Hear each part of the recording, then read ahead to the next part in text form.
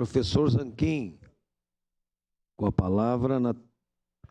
Senhor presidente, caros Obrigado. colegas, eu quero só aproveitar esse espaço para deixar o meu convite a todos para a realização da sessão solene hoje, a entrega do prêmio Caxias ao senhor Diego Monteiro, presidente da Cruz Vermelha de Caxias do Sul, uma iniciativa do nosso gabinete e muito merecida.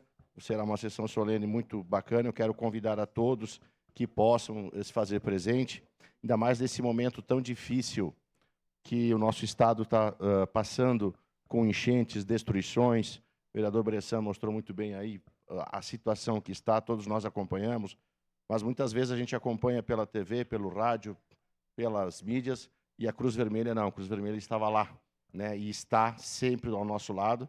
Então, por iniciativa do nosso gabinete, teremos hoje uma sessão solene da entrega do Prêmio Caxias. Só queria deixar registrado e reforçar o convite a todos os colegas que puderem se fazer presente hoje às 19 horas. Obrigado, senhor presidente. Obrigado.